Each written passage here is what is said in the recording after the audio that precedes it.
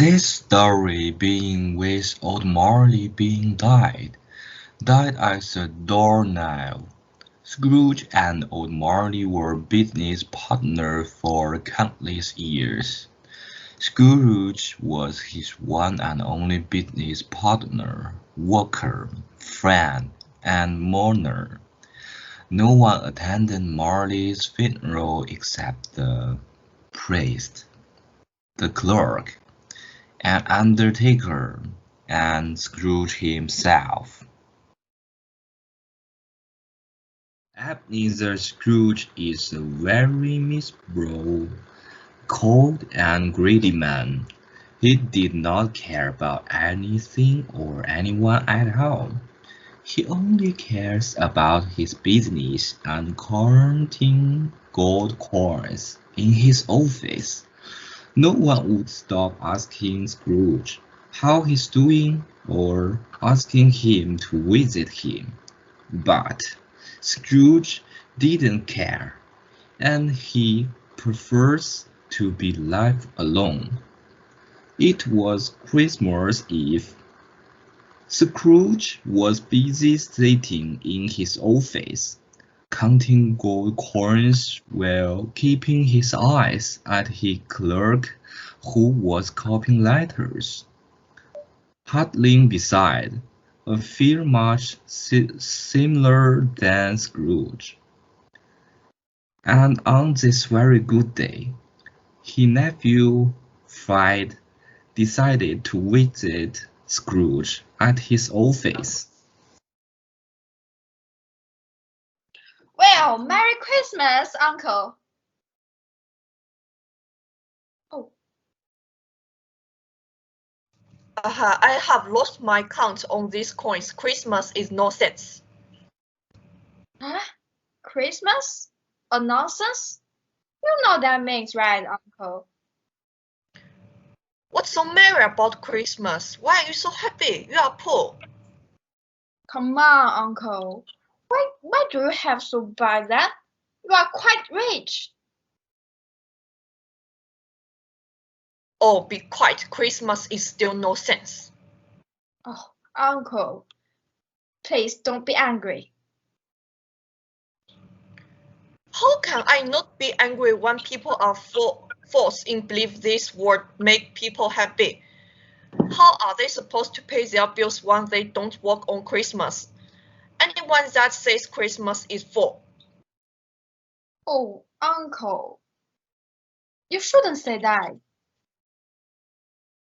Fred, you celebrate Christmas is on your own way, and just leave me alone. But you are not celebrating Christmas at all. Just leave me alone. I hope celebrating Christmas make you rich. Well, Uncle, Christmas always makes me happy and a good day for people to be kind and forgot to one else. So even if Christmas never make me rich, I still believe it is good for me.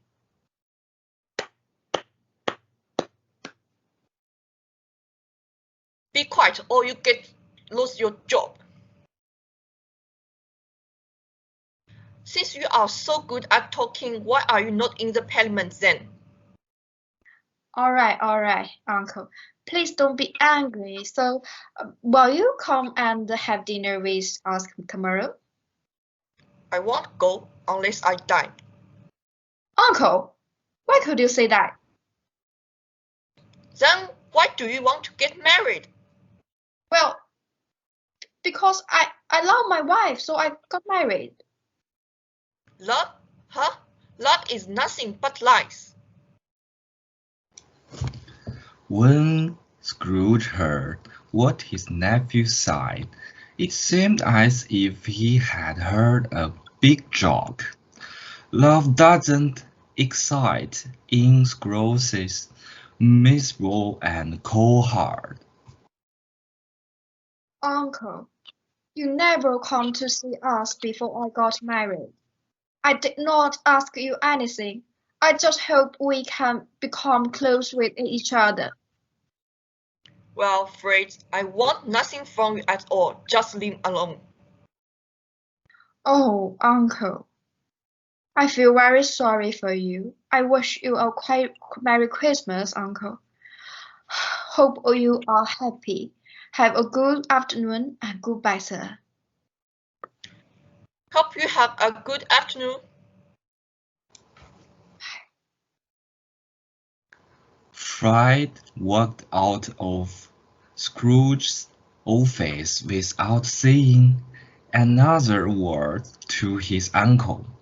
In the outer room, he stopped to greet the clerk who's shivering from the cold but has a warm heart than Scrooge himself. Oh, Merry Christmas, sir. Hope you have a good one with your family. Hope you have a merry one as well, sir. Oh, and a Merry Christmas to you too. Meanwhile, inside in his warm and cozy room, Scrooge overheard the guiding exchange between his nephew and the clerk, and scowled. My clerk only earned 15 shillings a week to support his wife and family, but he is still happy at Christmas. He is crazy. When Fred was leaving, two gentlemen called in at the same time. They were very well-dressed gentlemen, looking quite pleasant. Standing in front of Scrooge's desk with their hat off, books and papers in their hands, and bowed to Scrooge.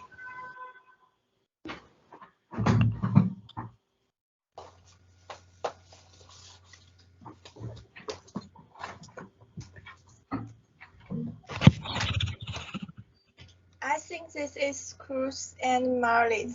Are you Mr. Scrooge or Mr. Marley?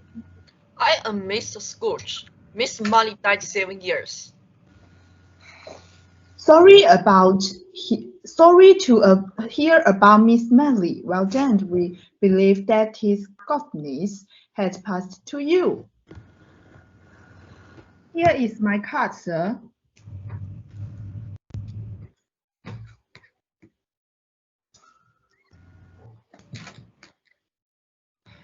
What do the two of you want from me? Mr. Scrooge, at this merry festive season of the year, we should donate to the poor and needy. Many are in need of necessities and comfort, sir. Are there no presents? Plenty of presents, sir. What about the union workouts? Are there closed? No, sir, they are open, even though I wish I could say they were not. What about the treatment house and the poor law house? I'm afraid that both houses are very busy, sir. Oh, good. I was worried that they would be closed this year. I'm very glad to hear it. Well, those houses are not really good for the poor and needy. Anyways, a few of us would raise a sum of money to buy the poor and needy some meat and drinks. We do it because Christmas is a time of kindness and giving.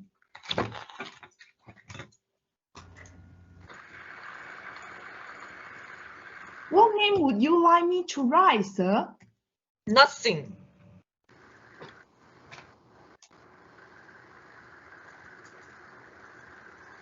You don't want us to write your name? No, I want to be live alone. I am not happy during Christmas and I don't want to make others happy. I have already donated a lot of money to houses. Those people were needed to go there then. But a lot of them cannot go there. They would rather die. If they rather die, then they better do it. This place is full of people anyway. Besides, I wouldn't know anything about it. I think you would know it.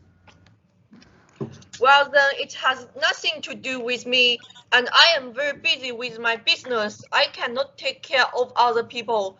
See you out. See yourself out, gentlemen. Goodbye and good afternoon.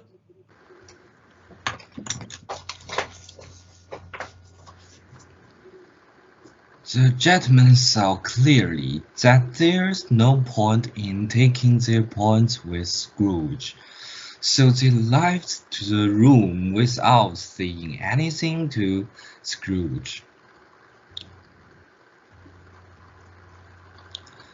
And Scrooge resumes his work, thinking highly of himself than before, and is happier than he usually is. His mood improved after not donating any of his money to the poor and needy. When the gentleman left, two young girls entered the foyer where the clerk's desk is. He let them in with a smile on his face. One of the girls holds the donation box for the children's home. Good day, sir. We wish you a Merry Christmas. We wish you a Merry Christmas. We wish you a Merry Christmas. Get away from here. I don't want any noises. Why are you letting everyone in today? You are not coming to work tomorrow, right? Yes, sir. If you agree with me not coming for work on Christmas. Oh, Christmas, of course. I do not agree, and it's unfair to me. If I don't pay you, you will think I'm being mean to you. Certainly not, sir. I'm still expected to give you salary on holiday, right? It's only once a year, sir. Trying to rob me on Christmas. Be here early tomorrow morning then. Yes, sir. I will be here early in the morning.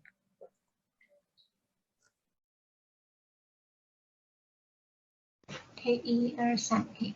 The clerk closed the office and went home to a house full of warmth and happiness. He and his family are sitting at a small dining table, having a happy and simple dinner. His children telling him what they did today, laughing at silly jokes. But tomorrow is a happy holiday. So Scrooge went to his usual expensive restaurant. He sat there alone having his lonely dinner and expensive food. Then, reading a newspaper while everyone is having their dinner with somebody.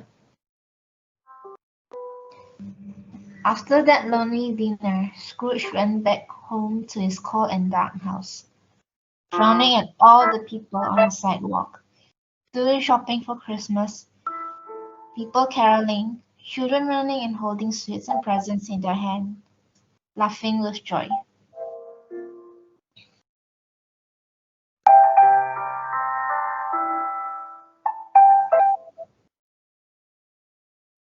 When Scrooge returns back to his cold and dark house, he puts the key in the keyhole. The door opens to a dark hall. But Scrooge saw something. He saw Marley's ghost in the hallway, floating and looking at him. Scrooge was startled and scared at what he saw. He couldn't believe his eyes, so he quickly searched for a matchstick and lighted up a candle. His hands were shaking while holding the candle. He steps into the dark hallway. The light shines throughout the hallway. He saw nothing. The ghost had disappeared. I'm just tired, that's all. After checking every room in his house, there was no one other than him in the dark, cold, and lonely house. Scrooge then went into his bedroom, locking his door twice to be safe. Satisfied, he changed into his pajamas, slippers, and nightcap. He then lit a low fire and sat down in front of it for some warmth, relaxing after a day's work. When Scrooge leaned back on his chair, he looked up and saw an old bell that was not used in a very long time. He sat up straight on his chair when something strange started to happen. The bell swung softly at first, then all the bells in the house rang loudly. After a long time, the bell stopped ringing at the same time, Everything went silent.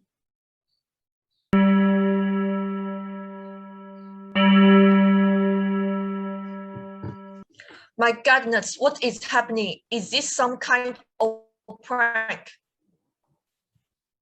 After a minute of silence, Scrooge heard someone slamming open the cellar's door. He then heard loud clanking noises coming from upstairs, like someone dragging chains. His bedroom door was then opened with a bang, and Scrooge saw Marley's ghost coming into his bedroom. He couldn't believe what he saw. I can't believe it. It's Marley's ghost. Scrooge then carefully observed Marley's appearance. It was exactly the same as the real Marley, but his body was grey and transparent. What do you want now? I have a lot to ask from you. Who are you? Ask me who I was. Who were you? You looked very white. I was your business partner, Scrooge. I was Jacob Marley. Can you sit down on that chair? Of course I can sit down. Do it then.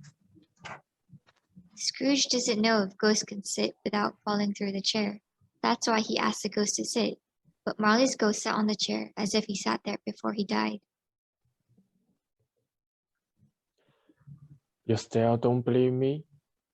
Of course, I still don't believe you.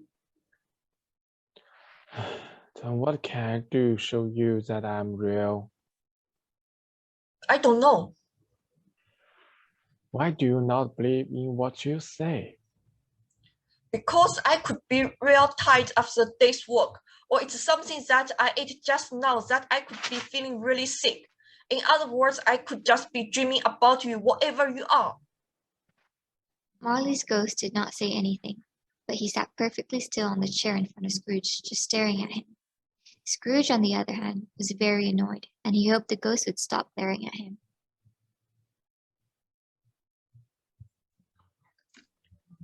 Can you see this toothpick? I can see it. No. You are not looking at this toothpick. But I can still see it. Then I will just swallow this toothpick and choke. Maybe then I could see the monster after I die.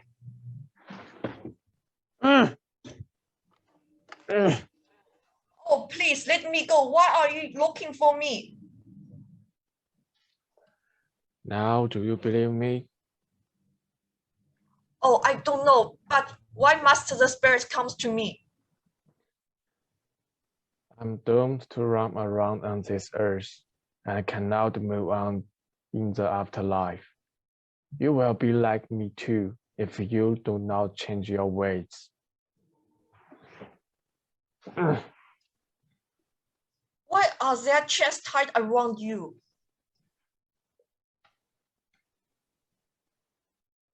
Because of the choice I made in my life, I'm forced to wear these chains.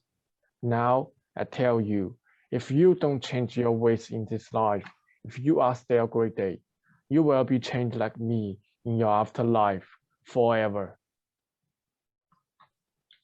Oh, Marley, tell me more. I need you to tell me everything will be all right. I cannot give you any comfort, my old friend. I cannot tell you what will happen to you. I cannot rest and stay. I'm here to tell you what you will be given one more chance tonight. Listen to me carefully, Scrooge. My time is almost up. I am listening, but stop acting strangely. Getting the point, please. Why are you here? Look, I'm not sure why you can see me, but I've been here following you secretly out this well. I'm here to rob you, but you can still escape my fate. Do it for me, please. Thank you. We will be forever friends. Now, listen. Tonight, Swiss parents will come and hurt you. Are these the trends you have been talking about? I think I'm too tired for them and I need my sleep. Look, if you do not want to meet this spirit tonight, you will face the same thing I have. Is that you want? Oh, why can't I just see the spirits all at once and be done with it? You will meet the first spirit in an hour, then the second one in the next hour. By 12 midnight, the last spirit will come to you, Scrooge. This is the last time you will be seeing me. Listen to me. Change your ways. The two friends went silent. Marley walked towards the window, waving Scrooge to do the same. There were strange sounds in the air, sounds of crying. At these sounds, Marley disappeared, leaving Scrooge all alone. Scrooge watches the other ghosts, who wore the same chains his friends. Scrooge was exhausted and he needed some sleep.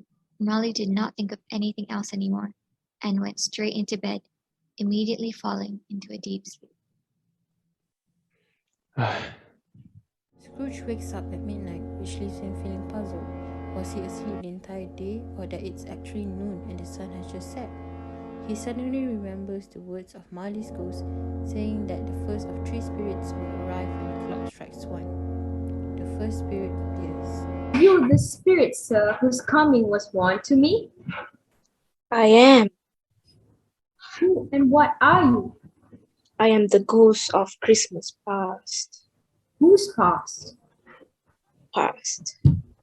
What brings you here? For welfare. Is anything more important than my precious sleep? Talk less. Let's not waste time. Rise and walk with me. I am mortal. I cannot walk through air. Follow me. Scrooge grasped first spirit's hand firmly and they passed through the wall. The city had vanished entirely and they have now arrived at an open country road with fields around. Good heaven, I was raised in this place. I was a boy here. Your lip is trembling. And what is that on your cheek? My cheek? Oh, it's just a pimple. Could you lead me to where you would? Scrooge is feeling upset because he was touched by the memories. He begins sobbing and sheds a tear, then wipes it off. Oh God. Oh. Do you remember the way? Remember it? I could walk it with my eyes closed. Strange that you have forgotten it for so many years. Let us go on.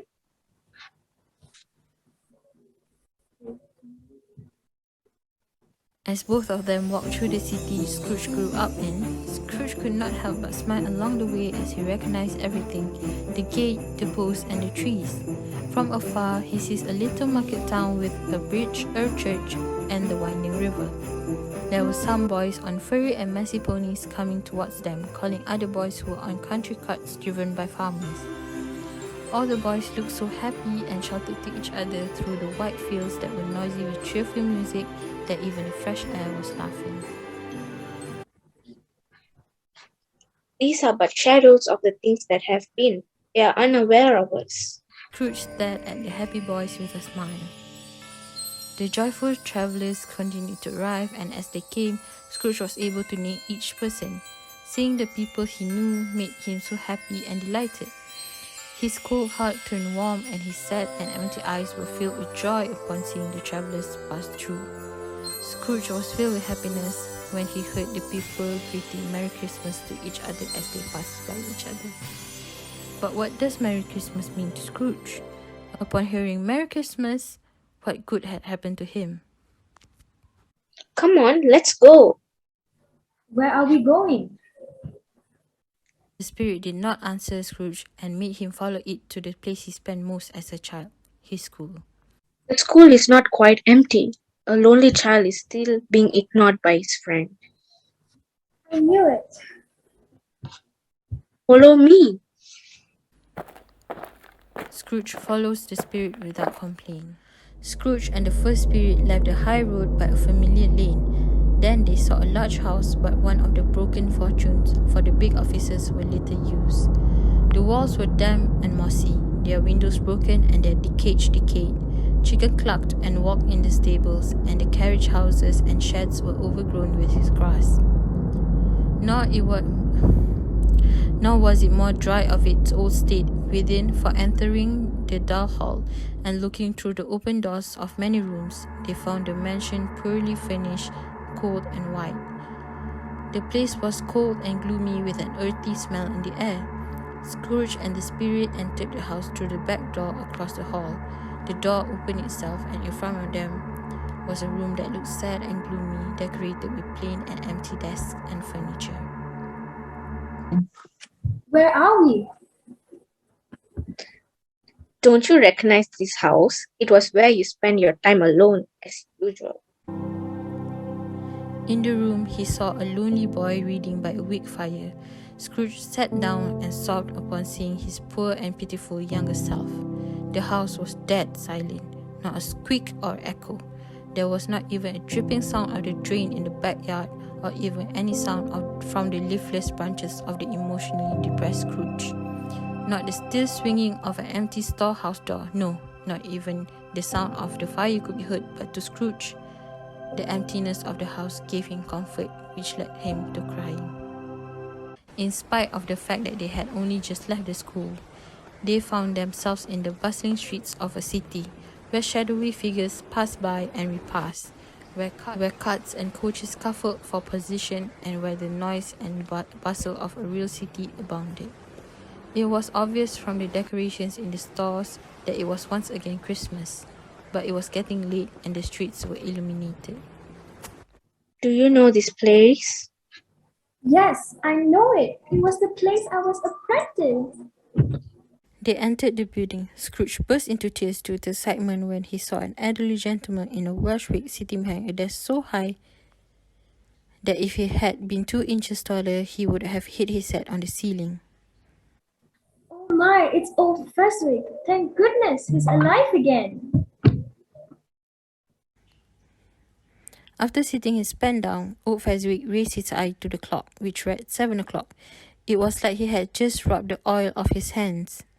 He had adjusted the large waistcoat. He laughed all over himself, from his shoes to his organ of benevolence, and he called out in a comfortable voice, "Oh, look, who's here?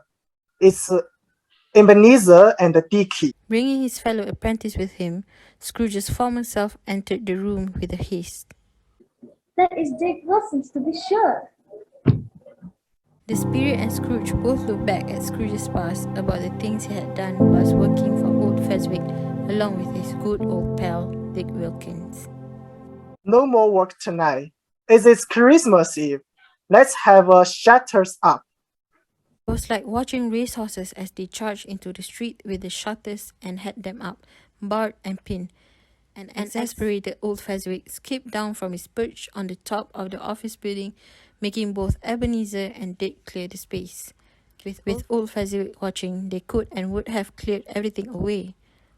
All of the movable items had been packed away, as if they had been excommunicated from the society for good. The floor had been swept and watered, the lamps had been trimmed, and the warehouse had been transformed into a cozy, warm, dry, and bright ballroom for a winter's night. The night started with an elderly fiddler arriving bearing a music book, and he marched up to the top of the desk where he assembled an orchestra. Then came Mrs. Fezwick, who was beaming broadly as she entered the ballroom, in addition to the other invited guests. A trio of beaming and lovable Miss Fezwicks showed up. They all poured in, one after the other, some timidly, others boldly, some gracefully, others awkwardly, some pushing, others pulling. They all poured in however they chose to do it. "This is a job well done." The dance was then resumed. There were cakes, negus, and a wonderful piece of cold roast and a piece of cold boiled, mince pies, and plenty of beer served during the festivities. After the roast and boiled, the fiddler played Sir Roger de Coverley, which had a profound effect on the audience. The place then went pin-drop silence, with only the sound of the clock tick-tocking till the hands of the clock struck 12. Merry Christmas! Thank you for coming, everyone. I hope you enjoyed your night. Merry Christmas! Scrooge had been acting like a man out of his mind during this entire time. Both his heart and soul were with his former self when he was at the scene. It was all true. He remembers everything, likes everything, and is agitated in the strangest way possible. Now that his former self and Dick were no longer looking at him with their bright faces, he remembered the spirit and became aware of its full gaze, as well as the very clear light shining from it. It is crazy how small things like this made the silly folk so overwhelmed with everything. The spirit instructed him to pay attention to the two apprentices as they extolled Fezziwig's virtues, and after he did, he said, Why do you not think so? Several pounds of your life savings have gone to him, but it's not much. Are you sure he deserves all of this praise for something so small as that? No, Spirit, it's not like that at all. Our service to him can be light or heavy, a pleasure or a struggle. He can make us happy or unhappy with it. To see that his power comes from his words and his appearance, from things that are insignificant and impossible to add up. What then? The joy he brings is comparable to the value of large sum of money. The spirit's gaze fell on him, and he came to a complete stop. What's wrong? There's nothing special. Something, do you suppose? No, right now I'd like to speak to my clerk for a little while. That's all there is to it. He turned out the light as he spoke, and Scrooge and the spirit were once again standing side by side in the open air. My time is running out. Quick! Suddenly, the air around him reverses, and in the current scene, Scrooge is standing in his own bedroom. Outside the window, the sun is rising, the birds are chirping, and Scrooge sees himself, in his prime, lying in bed, still drowning in his early morning slumber. All of a sudden, a beautiful woman in a morning dress pushes in the door, which is his ex-fiancée, Bella. Scrooge is awakened by the sound of the door being pushed and rubs his eyes. What's going on? Why are you wearing a morning dress? Are you losing your memory? Have you forgotten that my best friend died yesterday? I just went to her funeral. I'm so sorry, as I just remembered. Honey, are you okay? I'm not good. I'm not good at all. What's wrong with you? The death of my friend breaks my heart, and the way you look now makes me feel even more desperate. What's wrong with me? I hate seeing you in this state of depression. Can you pull yourself together? Honey, I did like to get back on my feet, but life has cheated me. It has cheated me over and over again. I understand how you feel after being fired from your job, but you can't go on like this. Every day you drink and smoke. Why don't you consider getting a new job? Do you think it's easy to find a good job? Actually, I don't want to find a job right now. I just want to rest and relax. After saying those words, Scrooge recloses his eyes and pulls the quilt over his face.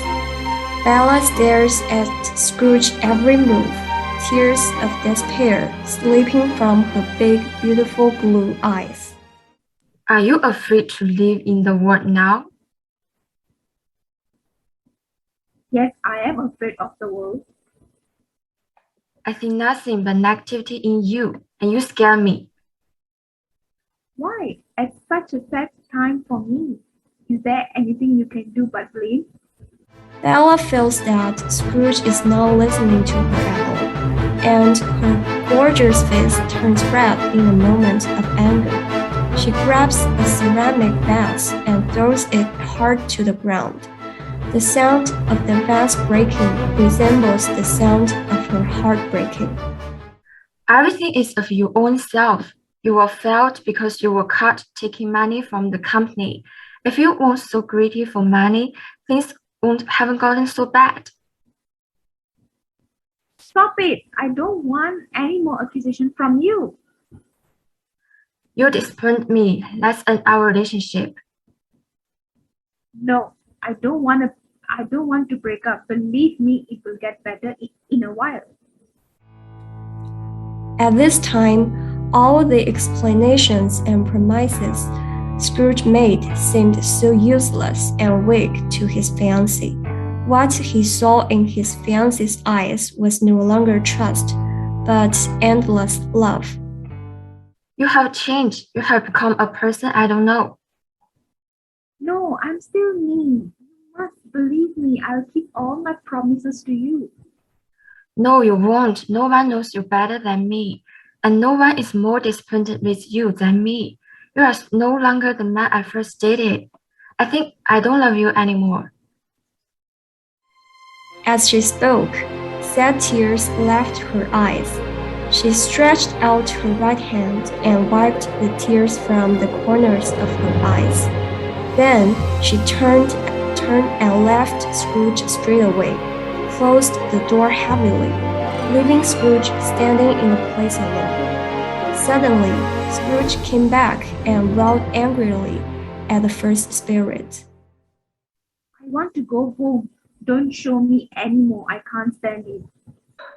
No. The spirit ignored Scrooge and continued to force him to watch the scene in the next few years. The married ex-wife Bella and her current husband and the children are spending a wonderful Christmas Eve. Their lives are simple and happy. Bella's husband just came back from the outside with a Christmas present for his wife and children, and leisurely mentioned to his wife, Bella, I saw your old friend Scrooge today. When I passed by his company, I saw the candle still burning inside, but it is already Christmas Eve, and he was still there. What about work? He has always loved his job. Have you heard of it? His partner is about to die, and he sits alone in the office as if he is also alone in this world. Scrooge watches his former fiancée talking with her husband about him, and it made him feel sad and pitiful towards himself. Please, Spirit, bring me back. Remove me from this place. I told you, these are the shadows of the things that have passed. Don't blame me for your choices. Remove me from this place. I can't bear with all this. Don't harm me anymore. Leave me. Scrooge desperately wanted to leave, so he pulled the extinguisher cap over the spirit's face. Light floods everywhere, and Scrooge is teleported back to his bedroom. The struggle made him tired, and he quickly fell back asleep. Scrooge woke up and sat up on his bed, trying to recall the incident that happened. He woke up from his bed, looking around the room, trying to find something particular, but instead there was nothing. Then a strange glowing light came shining from the room next door. Scrooge then heads towards the door. His hand was on the lock of the door. Enter, Scrooge. Scrooge hesitates, but opens the door. Come in, old man. With the only courage left in Scrooge, he entered the room. I'm the ghost of Christmas present. Gaze at me.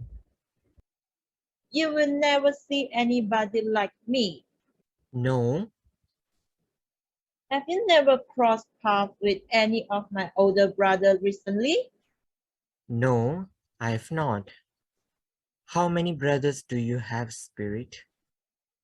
Over 1,800. What a large family to provide. The ghost of Christmas present rose to his feet. Spirit, please bring me anywhere you want tonight. I have grasped the message and I think it has been working. If you have to teach me tonight, do it so in a way that will benefit me. Grab my rope. As Scrooge grabs the spirit's rope, they arrived on Christmas morning, where everyone on the street looks very cheerful. The ghost of Christmas present would shine the torch on those who pass by carrying their dinner among the crowd. Are you sprinkling some unusual magic from your torch? Yes, I am. Does this magic work on any dinner for this day? Yes, anyone I bless kindly, especially for the poor. Why do you use it mostly on those poor people? Because they need it the most. Spirit, I want to know, in this world, are there many people who want to prevent these poor people from enjoying happiness? Yes. Would you deny them dinner on their only day possible when the markets are closed? Yes. Are you willing to close this place on the 7th day and offer a special taste of dinner for the poor people? Yes. Please don't mistake me, but many horrible things have been done in your name. There are indeed many people who have done a lot of bad things, but they claim to be devil or others. You have done a lot of bad things, remember. You need to change your behavior. The spirit led Scrooge to the countryside, where they saw the house of Bob Cratchit. With gentle eyes, the spirit put its hands on the house, giving its blessing. Scrooge watched as they stood outside the door, before turning to stare into the home of his clock. Mr. Cratchit and her loving children are busy preparing the Christmas dinner for the family. What is taking your valuable father and brother Tiny Tim so long? And Martha never arrives late for Christmas by more than 30 minutes. Hello, Mother. I'm home. Martha, my sweetheart, God bless you. Why are you so late? Oh, we had plenty of work we had to finish last night. And we had to wrap everything up this morning. Don't worry, dear, you're here now. Do sit down next to the fireplace to keep yourself warm. Father is coming. Quick, hide, Martha. Where is Masa? She's not here. Not coming on Christmas Day. Hello, Father. Oh, hello, Masa. I missed you. And did our little Tim behave himself? As good as gold and better. Sometimes he will be very wise, sitting down alone for a long time and thinking the weirdest thing you have ever heard. Do you know what he told me on our way home? What? Tiny Tim told me that he expected people would recognize him in the church. He was crippled, and it might be great for them to recall the one who made the disabled beggars walk and the blind man to see on Christmas Day. Tiny Tim is becoming stronger and more healthy day by day. As the family sat down at the dinner table, the children felt excited and shouted, "Hooray!" when the goose was brought out, because they didn't often eat goose. They thought the goose was the best in the world, even though it was small, and enjoyed every bit of it. After that, Mr. Cratchit brought the very small Christmas pudding out, which nobody pointed out. wishing us a Merry Christmas. Merry Christmas. Merry Christmas. Best wishes for everyone. Scrooge stared at the family, Tiny Tim in particular. He stared at the spirit. Will Tiny Tim leave, Spirit? There is an empty seat, and a crutch is preserved carefully in the poor chimney corner. If this remains unchanged, the child will die in the future. Die? No, please, kind Spirit. He has to leave. He will die if everything is unchanged. But it's a good thing to you, isn't it? The world is overpopulated. If he is likely to die, just let him be. You use my words against me. Is it wrong? Think before you speak next time. Who are you to decide who shall live or die? Do you think you are better than the old man's child or millions of others like him?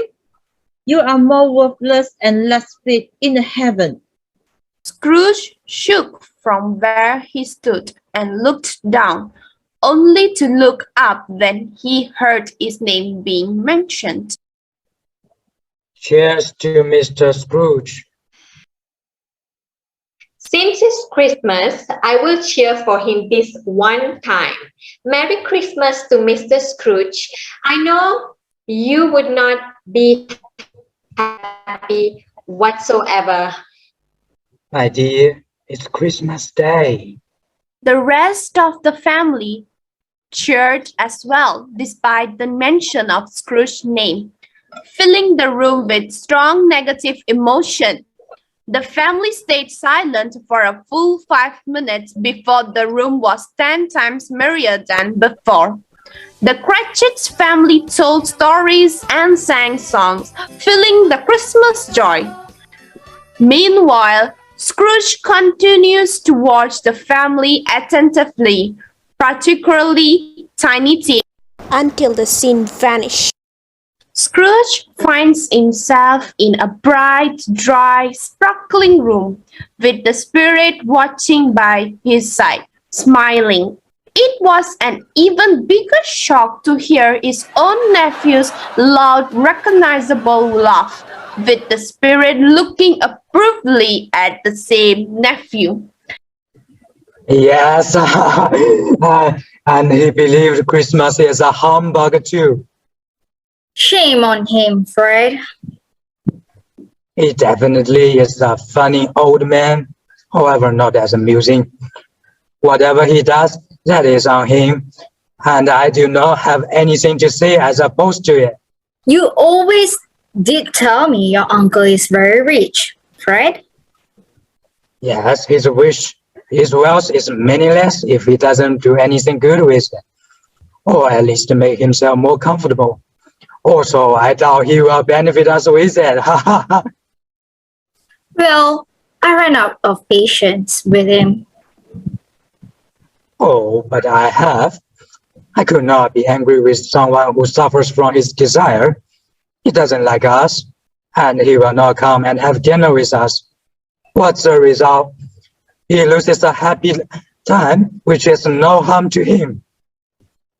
Such a shame that he lost a chance for a good dinner and company. Whether he likes it or not, I tend to give him the same opportunity every year. If I say so myself, I believe I finally cracked the old man yesterday. I'm sure he has provided us with plenty of merriment, and here will be rule to no drinking for his health. Uncle Scrooge. Uncle Scrooge. Normally, I would take offense to them laughing at me. However, I'm willing to overlook it as I've encouraged their merriment. You wouldn't accept it from me, though it's possible he has. To Uncle Scrooge, a Merry Christmas and a Happy New Year.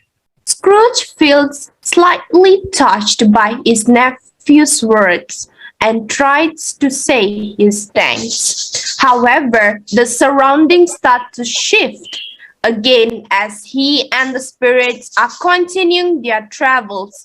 As they got closer to home, they witnesses along the way the countless poverty of the poor men who were filled with significant hopes.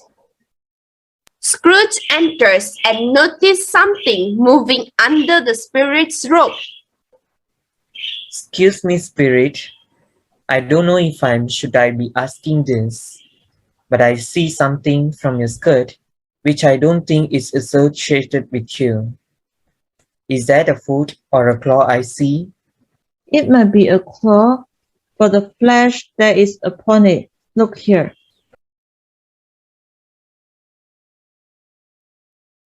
Spirit, do they belong to you? These children are men's and they hold on to me. This boy is ignorance and this girl is want. Be careful with them both and the others as well, especially this boy. You can see the word doom had written on his brow unless the word had been removed. Take back. Tarnish those, declare otherwise, make it worse by admitting it for your conflicting purposes, and end it. They don't have a house or a family? Is there no jail or poorhouse for them? The church bell rings at 12. Scrooge looked around, but the ghost and the children disappeared. Immediately, he recalled what had been said by Jacob Marley. The third spirit will appear at 12 o'clock midnight.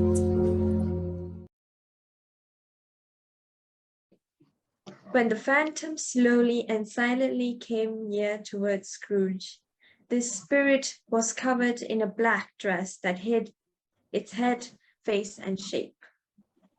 Are you the ghost of Christmas yet to come? The spirit pointed its finger forward.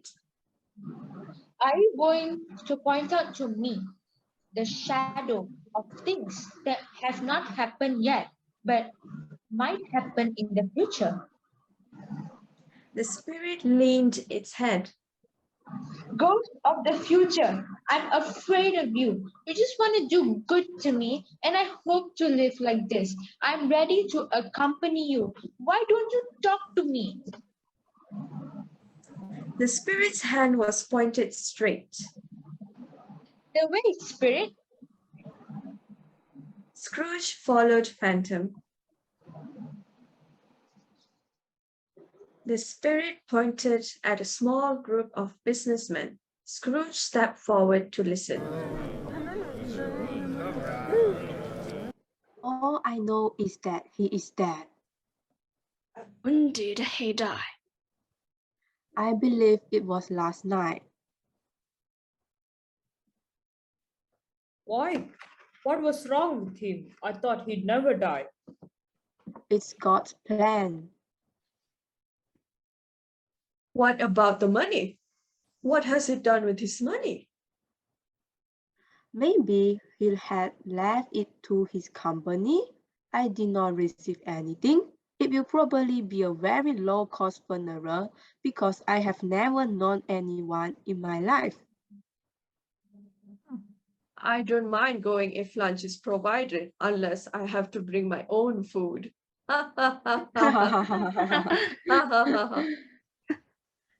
I, for one, will not be attending, but if no one else wants to go, I will offer to go. When I think about it, we always pause to talk whenever we cross paths. I have to go now. Bye. The gentleman disappeared into the crowd. Scrooge knew the man and looked towards the spirit for an explanation. The phantom's finger pointed to two people meeting. Scrooge listened again, thinking that the explanation might lie here. He recognized that they were of great importance and very rich businessmen. Hello, how are you? Good. And how have you been? Well, have you heard? He's no longer with us.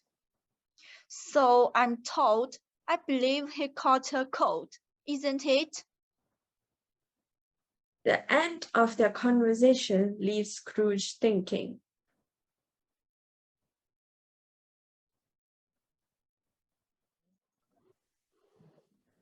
They came to the other side of the town that Scrooge had never been to. The streets were narrow, dirty, and the houses were in disrepair. There was a shop with an older man. He buys old furniture and clothes and sells them to the poorest people in London. Ladies, this is the best place for you to meet. Come into the parlor and show me what you have to sell. One. Two women and a man in faded black came into the shop, each carrying a heavy bundle. The women were surprised and a little embarrassed to see each other. Suddenly, they started laughing.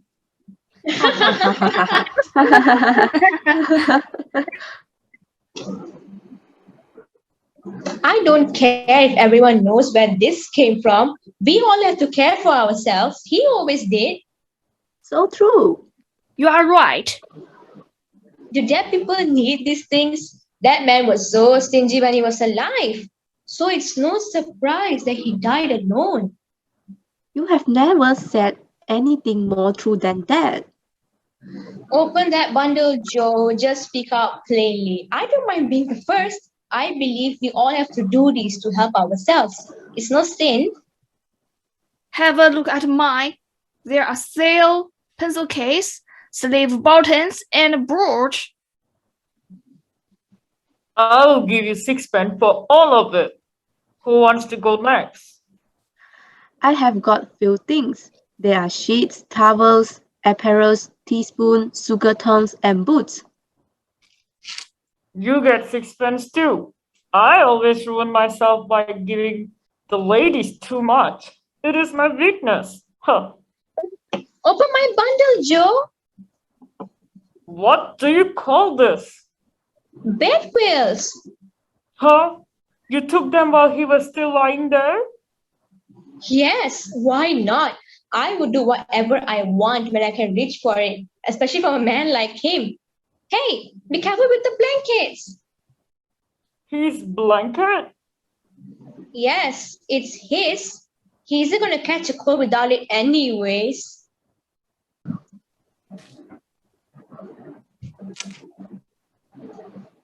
I pray the cause of his death wasn't because of his disease. Don't get scared. I wouldn't be taking his thing if he had caught something. You won't find a hole in it. It's the best he had. It'd been a waste if I didn't take it. How could this be a waste? Putting in on it before burying him. They were foolish enough to do it. However, I'm sure that wearing this shirt ain't gonna make him look any better.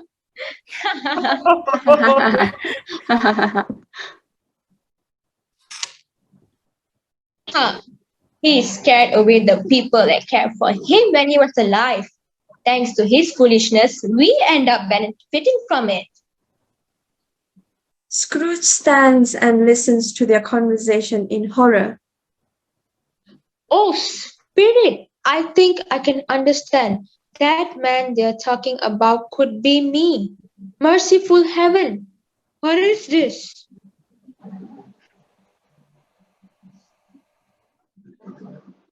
The room was dark. The lighting shined on the body of the dead man. Phantom was pointing at the head, but Scrooge was wondering if the cover was disclosed, the dead man's face would be seen. Scrooge couldn't think. He wondered if the dead man would wake up now. What would he do? Spirit, this place is scary. Let us go. Still, the ghost pointed with an unmoved finger to the head. I see your point of view, but I don't have the power, Spirit, or not, I would do it. Really. Again, it seemed to look upon him. I beg you, Spirit, if there is someone in this town that is upset about this man's death, please show them to me. The phantom spread its dark dress for a moment and withdrew it later. What was revealed is a room by daylight where a mother and her children were. Is it good or bad if we assist him? It's dangerous. Are we doomed to fail? No, I believe there is still hope, Caroline. There is hope if he changed his mind. If a miracle like this has ever happened, nothing usually posed with hope. He's dead. I tried to go see him and get a week's delay considering what that half-drunk woman said to me last night. But I thought that he was avoiding me by giving a small excuse. He was, in fact, very ill and dying. Then our debts will be handled to who? I'm not sure. We should have the money with us. If we don't, it won't be such a bad thing. If his successor turns out to be a cruel creditor, we can sleep in peace, Caroline. Allow me to see some kindness in the face of death, or the dark chamber, Spirit, that was left earlier will stay with me forever. The phantom showed Scrooge to Bob Cratchit's house. The mother and daughters are suing. Peter had a book with him. And he paid a child in the middle of the two of them. The mother laid her work on the table and put her hand up to her face. The color hurts my eyes. Oh, the color! Poor Tiny Tim! They have improved. Candlelight make them weak, and I wouldn't want to show your father weak eyes when he comes home. He will be back in a few days. Rather, it's past 8, but Mom is working a little slower this time. I have known him to work with Tiny Tim upon his shoulder. Yeah, me too. He was, nevertheless, extremely light. His father was incredibly fond of him. Your father has arrived at the door. Greeted him. The two young Cratchits had their cheeks against his face. Don't mind it, father. He saw the work of his wife and daughters and praised them. You will be finished before Sunday. If you can see that greenery, it's really going to do you some good, and you are going to see it a lot, my child. He suddenly had a nervous breakdown and later left the room. The room was lighted cheerfully and hung with Christmas. There was a chair set close beside the child, and there were signs of someone having been there lately. Poor Bob sat down in it, and when he had thought a little and composed himself. We are predicted to recognize and sympathize our little team. I'm sure he is a good man. Yeah, I truly think we will never forget that little team, no matter how far apart we are. Never part.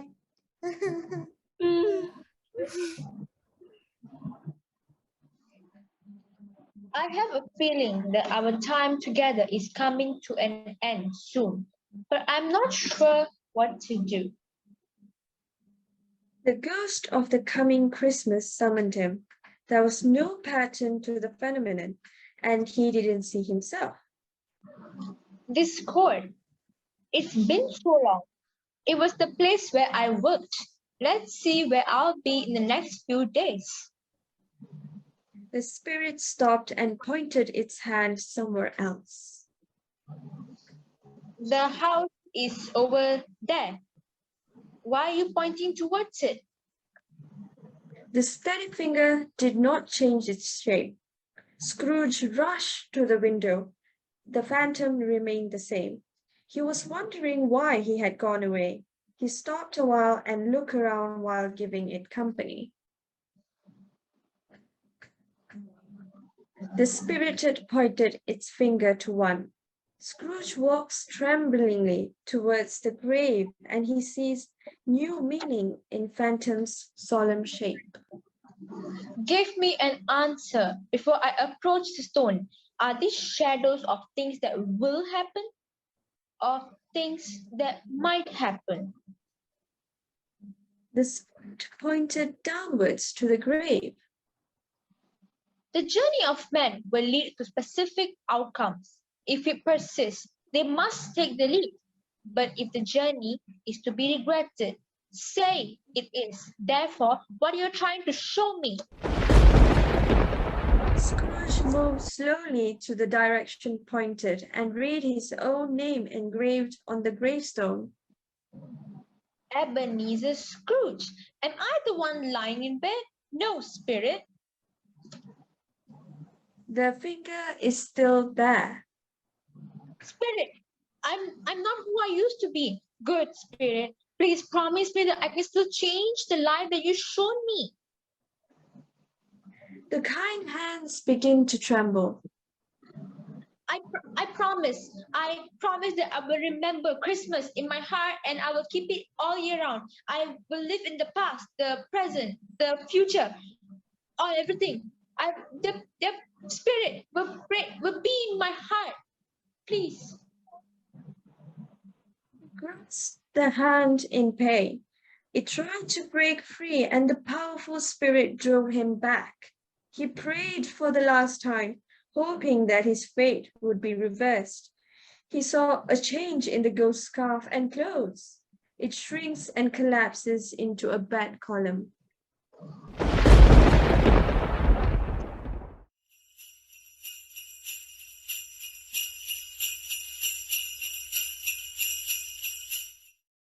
Scene 1. In the bedroom. Scrooge wakes up and finds himself alive, back in his bedroom.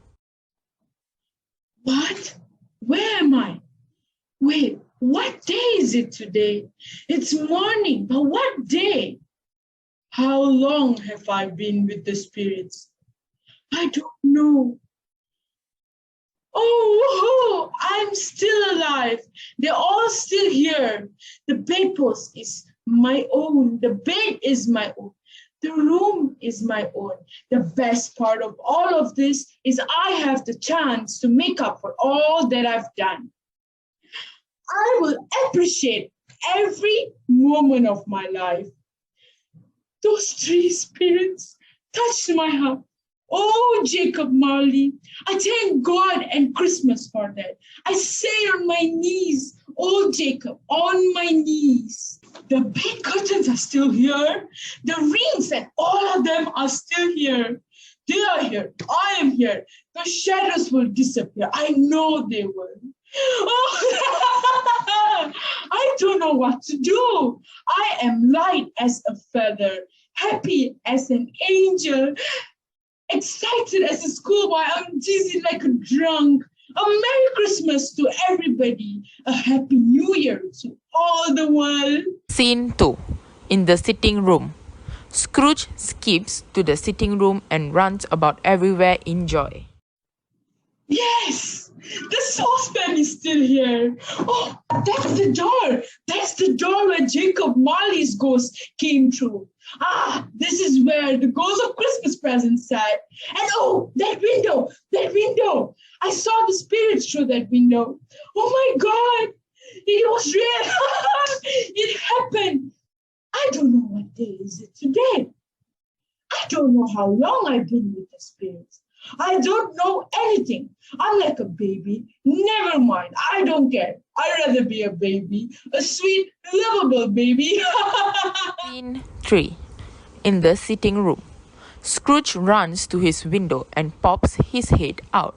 He admires the scenery, then sees a young boy. Oh, delightful. Hey, you there, boy. Hello, is that me, sir? Yes, my fellow friend. Can you tell me what day is it today? Oh my God, today? Of course, it's Christmas. Thank God today is Christmas. I haven't missed it. The spirits did it all in a day. Hello?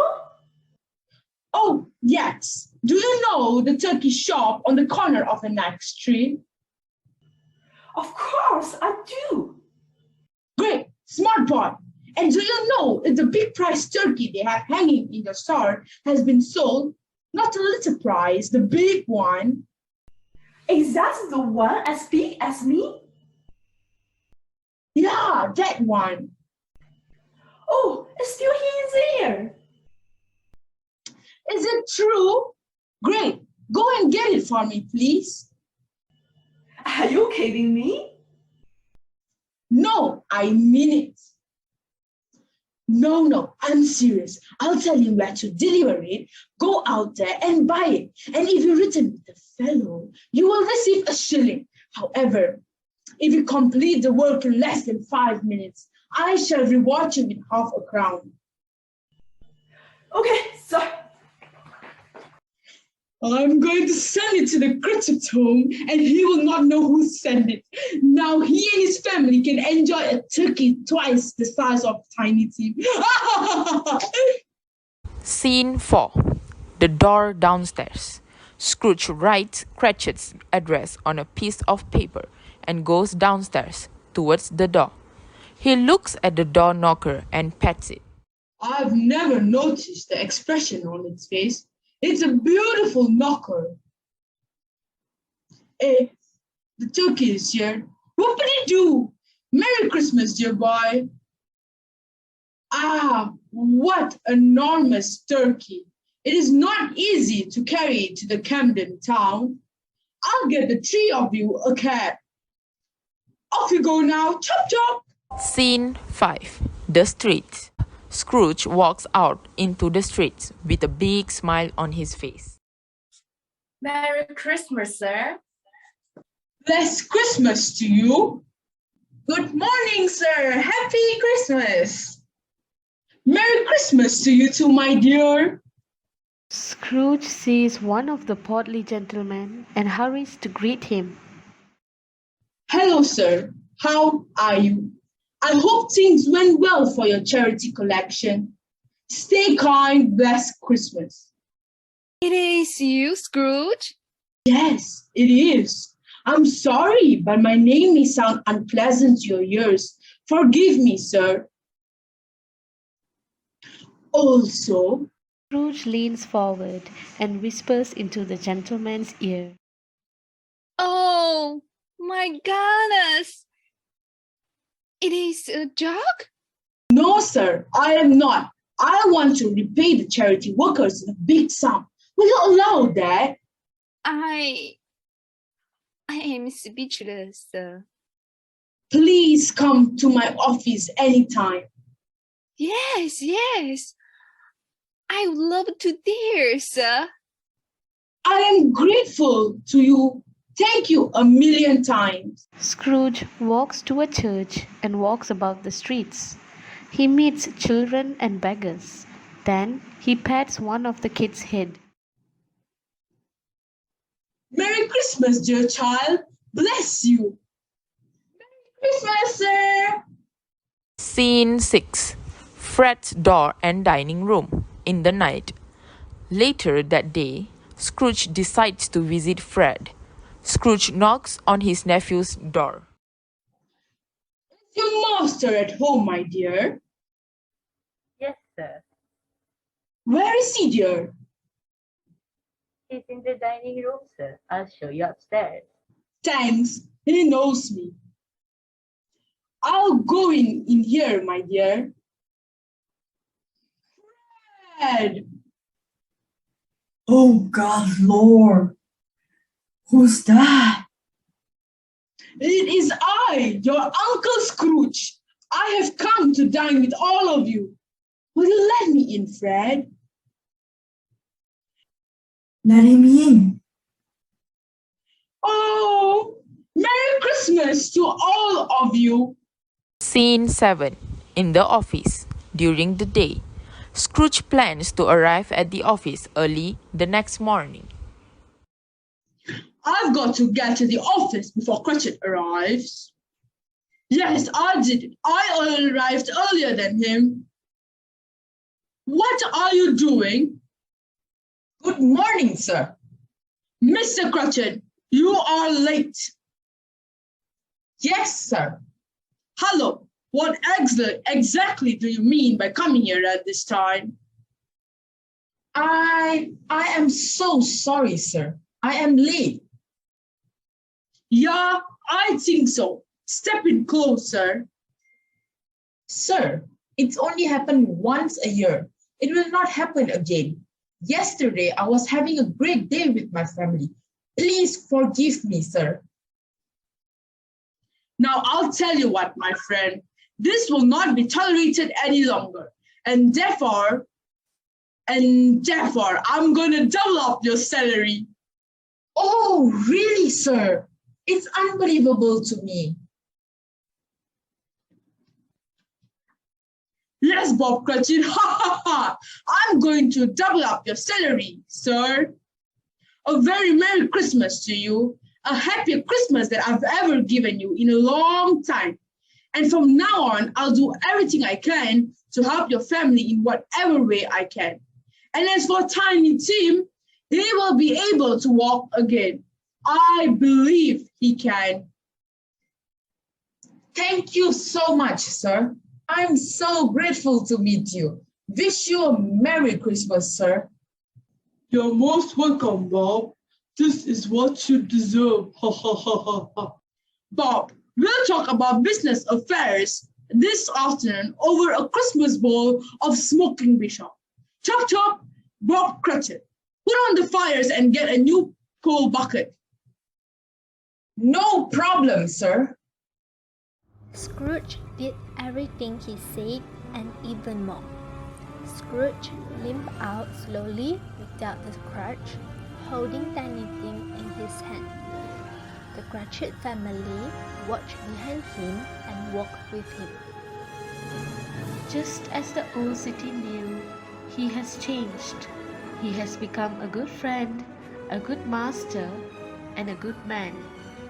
Since then, he knew how to keep Christmas well and hoped that all people alive could have this knowledge.